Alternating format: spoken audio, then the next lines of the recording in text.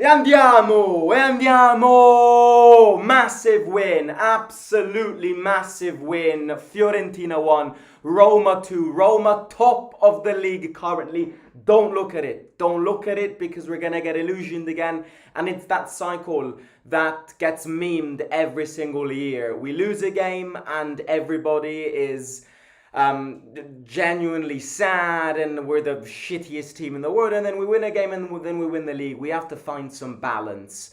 And as much as it says that our name is top of the league, we need to be rational and just ignore that league table because we won, and it's a massive win, absolutely massive win. Was it a perfect performance? No, it was a pragmatic performance, and it's probably the most important thing. I've got so many things to say.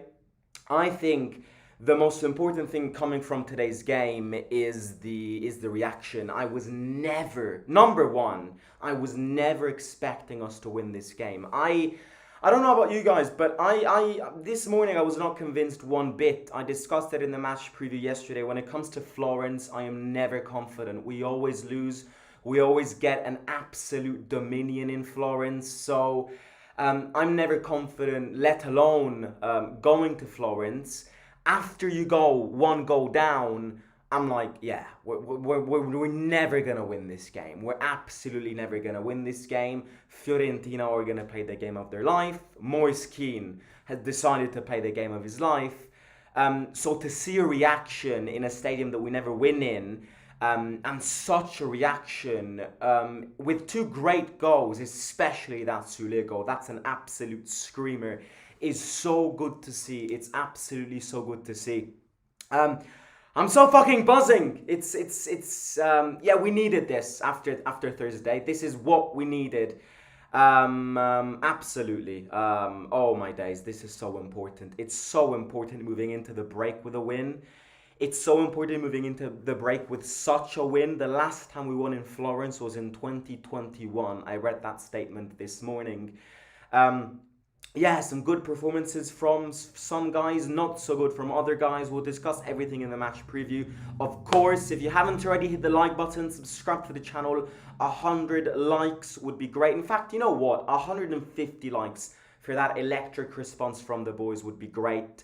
And let me know your thoughts. I'm going to get into comments at the end, so pop them in the chat.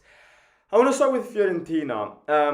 Look, Ken is a beast. Ken is an absolute beast. The power in his legs is something that I think not many players in the world have the power and the strength in their legs like Moise Kean has. It's absolutely incredible. I mean, he is such a big threat. Every time he had the ball, every time he was in proximity of the box, I was like, this guy's scoring. This guy can shoot from anywhere today, and the ball is going in. So every time he had the ball, I mean, the defensive operation to blockade a player with Ken's power is immaculate, absolutely immaculate. And to be honest with you, I think our defenders today played a very good game.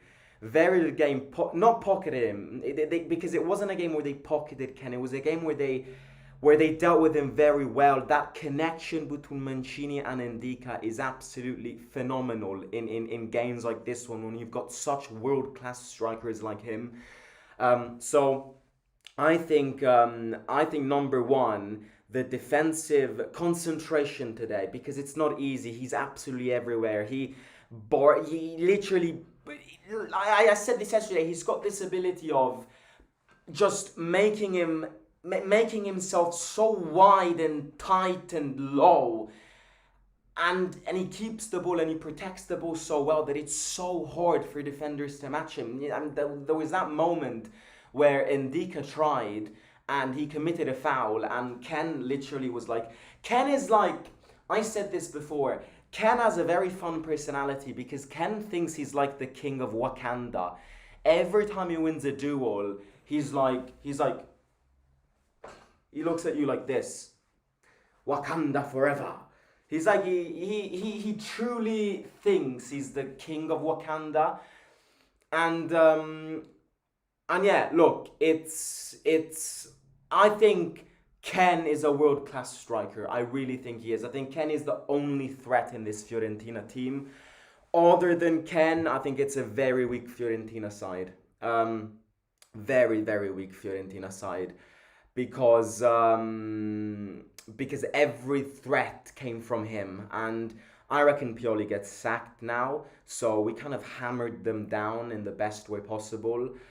Still 0 wins, but what a goal that Ken scored, and he hit the post just like 15 minutes after that. So I must say, I was expecting such a performance from Fiorentina because I was expecting their performance to be Ken based.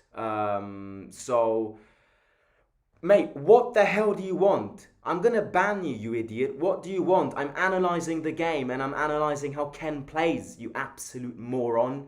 What do you want? Stop with the gay shit with Ken. What is that? I'm literally analysing how he's played. Ken has got an immense ability of protecting the ball. So, I mean, just fuck off. Moving on. So Fiorentina were not amazing. All Ken. It was basically all Ken. Um, Speaking about us, because I think the performance wasn't amazing. I'll be honest with you. This performance wasn't amazing, but it was pragmatic. It was absolutely pragmatic. And sometimes in football, you must be pragmatic to win games. We've been pragmatic ever since Ranieri came in. I mean, we were very pragmatic with Jose, especially in European. The definition of pragmatism in football is Jose Mourinho in Europe, and now he wins games. But we kind of lost that ability with De Rossi coming in and with the Juric period. Ranieri coming in like genuinely injected such a sense of pragmatism to this team. And as I said, these results, Gasperini is the manager, but these are the results of Claudio Ranieri. I'm not discrediting the manager because the manager is trying to put forward some elements of his game. He is. The pressing is Gasperini's. Even though in some games it's not perfect, the players press, the players move. So, yeah, Gasperini brought that. But I'll be honest with you, apart from that, I haven't seen many Gasperinian tactics added to this team. This team is still playing as they were under Claudio Ranieri. Pragmatic, absolutely pragmatic. Look, trust me, people will say that this win is nothing special because they look at Fiorentina in the table and look at them so low and the fact that they never won a game. I agree. Fiorentina aren't and didn't start in the best way possible, but this today was such a complicated game.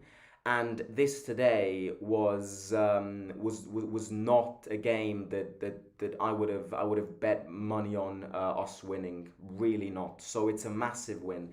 It's a massive statement. But moving on, the response is something that normally we never see this team do. How many times? And I'm speaking genuinely, like even dating back 5 years. How many times have we seen this team go down in a game and win it? It's genuinely surprising because it's not something that we do often. It really isn't. It's something that we don't do often, and it's something that is not part of our characteristics. When we concede a goal, we normally panic. And yeah, we might get a draw, but we never end up winning the majority of times. So the fact that we conceded a goal and in 20 minutes we managed to completely flip the result is very well done. The goal that Sule scores is an absolute banger. I will continue saying this because it's the truth. Sule away from home is a completely different player. Like, there is a Sule at home and there is a Sule away. There is. Sule at home is half as effective as he is away. So if we can bring this Sule into home games, we will have a completely different player when we play at home. Because right now it's not the same player. Right now it's like Sule away from home is like Robin, and Sule at home is like Ibarbo. That's the current comparison. And then assist the Cristante. That's the Cristante goal. Flip on the first post, head it in, and it's a goal. And after that, it's a game of keeping the result, keeping control. That's why Dybala got subbed in, and that's why Pellegrini got subbed in, to put quality up front, to keep the ball, kind of kill the tempo of Fiorentina. Yeah, again, we were lucky today because I think any other player, the chance that Gozens had like 20 minutes to the end or 15 minutes to the end, any other player would have buried that. There's elements of luck, as we said. But look, after what happened on Thursday, we deserved some luck today because after having defied football physics and after having favored an odd of 1 out of 15 million, then I reckon we deserve some luck today. But yeah, again, now that we've analysed the game, oh yeah, I will promise to analyse Dovbyk today. I promised yesterday in the match preview to if Dovbyk would have started, to analyse his game. The way I analyse his game is it wasn't an amazing performance. Again, people will hate me because I never back him, but you can't tell me that was a good performance. He missed that goal, which was a very easy goal. Number one. Number two, he missed a lot of touches again. The one thing that I will give Dovbyk today is his movements. You can tell that the players tried to serve him in different ways in the first half, but his movements still aren't understood by the team. I don't think he played a great game. I believe I believe he assisted Sule, and that was good, and I will give him that. But overall, his 70 minutes, 60 minutes that he played don't go more than a 6 average for me. It's the classic Dovbyk performance. I mean, I've said it. You can't expect, because I heard the commentator in the game. I heard him say Dovbyk needs to do certain things, and I'm like, no shit, Sherlock. Of course, but he can't. It's like asking Pinocchio not to tell lies. It's very easy to go, well, he needs to do certain things in order to play better. Yes, absolutely, but he can't because he's got limitations. And his technique is a limitation. I'll end the Dovbyk parenthesis here. I hope he gets better, of course. I will support him. But as I said yesterday, you can't be happy after performances like this one. Because being happy after performances like this one means accepting mediocrity and accepting that our striker is mediocre. This was not a successful performance. He needs to do more. Okay, and again, he can hopefully work towards getting that. But me personally, I don't see many margins of improvement, as I've said already. That's my analysis on Dovbyk. Okay, now, it's very easy for us to kind of look at this game and all of a sudden be hyped again and don't look at the problems. As I said after Lille, because again, you know what the issue here is? The issue here is that if we treat these wins as, and only take the positives from these wins and not analyze the negatives, we will lose a game just like we lost against Torino or just like we lost against Lille. Forget the 3 penalties, I'm speaking about the defeat in general, and be very surprised. And that's something that this fan base needs to stop doing.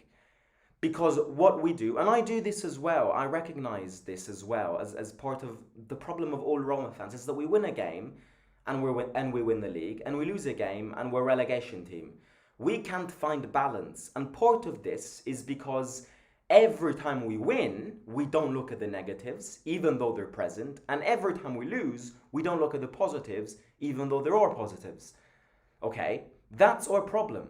So we won today, yes, But I am not blind at the fact that there are problems, and that these problems, whenever we hire the bar again and face a team which is better than us, are going to be more visible. Okay? The problem, as I said again, is creating chances. Because apart from that Sule goal, I can't. And the perfect cross that Wesley put to Dovbyk and he missed it, it's not enough. Two chances, maybe three, because maybe I'm forgetting something. But we didn't create more than three chances. And you understand that in 90 minutes, you can't only create three chances. Because today we created three chances and scored two goals. In any other game, if you score three chances, you're never going to score a goal. Just like it happened against Torino and it happened like Lille. Okay? So the problem is that there is a lack of players getting the ball and doing something unpredictable. And that's why I say Bailey can change our season, because Bailey is the only player out of our roster up to now, maybe excluding Sule, but even Sule doesn't have this characteristic of getting the ball, dribbling one-on-one, pace, tempo, dribble, one-on-one, going in the box. Sule is a winger, but he doesn't do that. Sule is more like cutting in and either crossing or scoring. He's not somebody who directly faces the opponent on a one-on-one. Okay? That's why I say Bailey can change our season. And that's why I say that we needed a left winger and we didn't sign a left winger. I watched the Atalanta game, not yesterday, but the Champions League game. The Champions League against Bruges. Sulemana, that is the player we need. In terms of, forget him, a player of his characteristics. Because it's not possible to play football these days without somebody who dribbles, without somebody who runs and directly challenges somebody on a one-on-one. Bailey is the only one who can do it in this team. And Bailey's injured, which is why we're so lackluster up front. Okay? And that's our problem. I think that is our problem. If there are any problems that I see, is that sometimes we tend to kick the ball long instead of playing it. I look at the last 10 minutes of this game.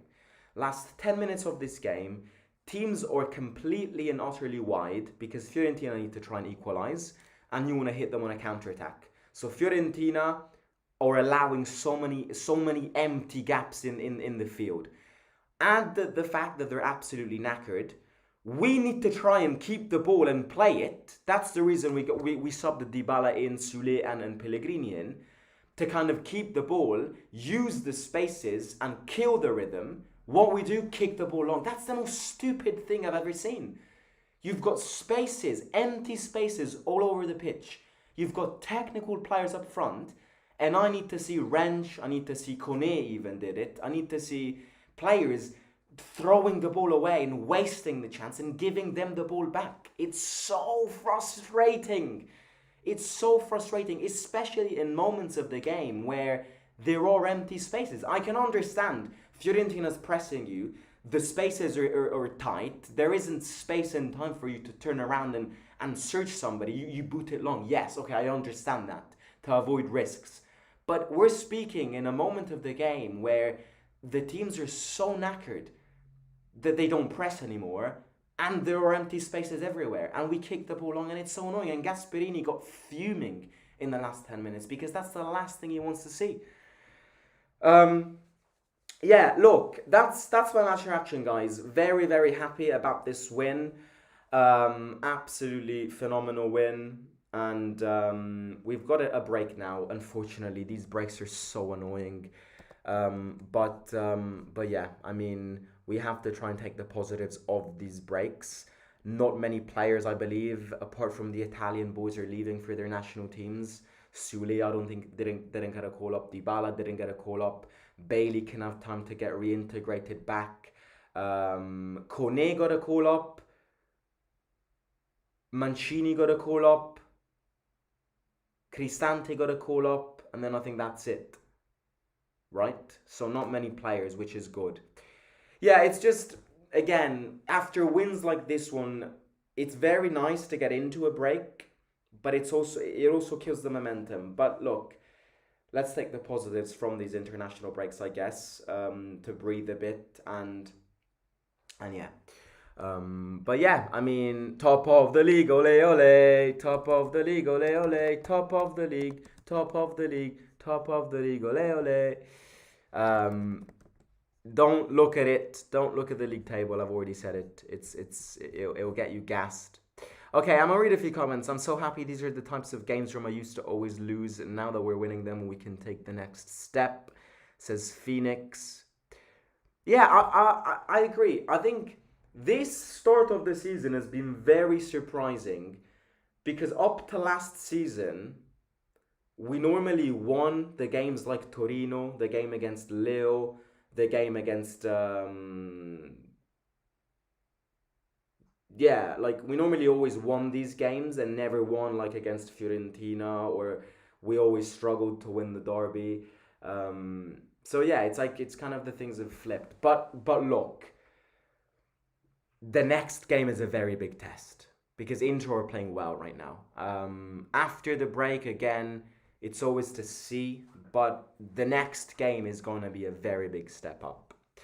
Good to see Dybala again, says Diana, going down away. We're very seldom crawl back, and like you said, especially in Florence. Unpopular opinion, we've been better. Oh yeah, of course. I mean, we haven't lost a game away. We've won every game away from home. That's actually wild. We've won every game away from home. Pisa we won, Nice we won, Lazio we won, Fiorentina we won. Am I missing a game? No. We've won every single game away. I just want our strikers to score once, even if it's by accident. I agree. I agree. I absolutely agree. The next 5 league match days are huge. I don't get why Dybala played. Well, Dybala got subbed in to keep the ball. To keep the ball and play with it. Okay. That's the reason he got subbed in.